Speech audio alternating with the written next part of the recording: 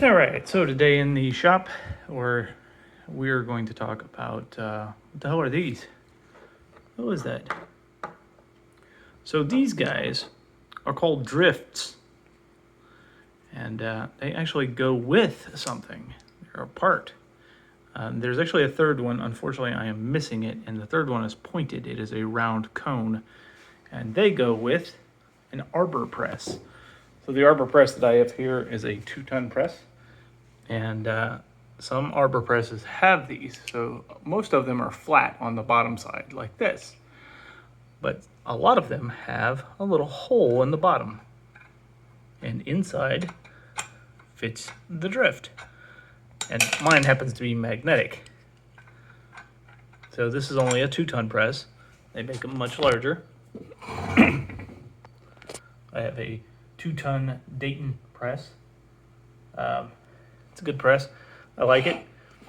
You have the bottom platen here or shoe, and then of course you can take it off, and as you can tell, mine does not come off very often. But this is so that we can press through different sized bearings and things like that. And the drifts help serve that purpose even more. Now, typically, I use the square drift for my leatherworking stuff, especially since I like to put rivets in things. I like these little star rivets, or tubular rivets is what they're called.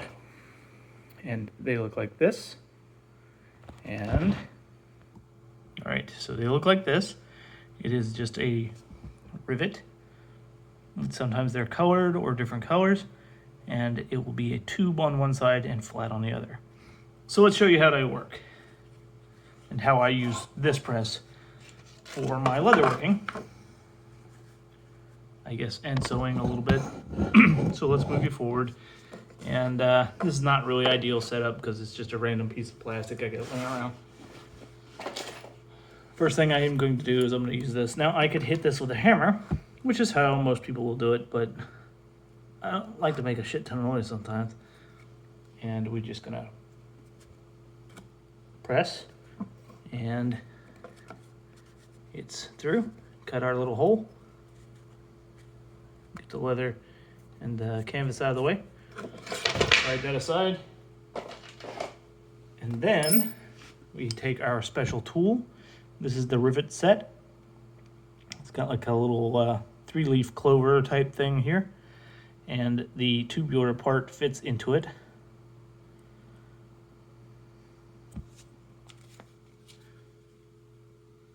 And I realize that I'm off subject, but guess what? I don't care.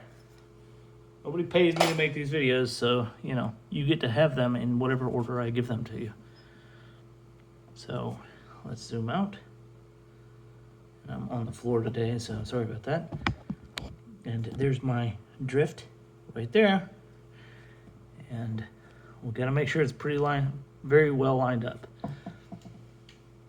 We'll give it a press. And it takes very little effort. There is our perfectly set rivet right there. And if you're wondering why there's 4 different rivets, it's because I wanted to try using the drift to press the rivet flat. And the reason I do that, hold on, you can see it right there, is because sometimes when I was setting these rivets, they would set at a little angle and stick up and look funky. So I think giving them a little squish at the end really helps straighten them out.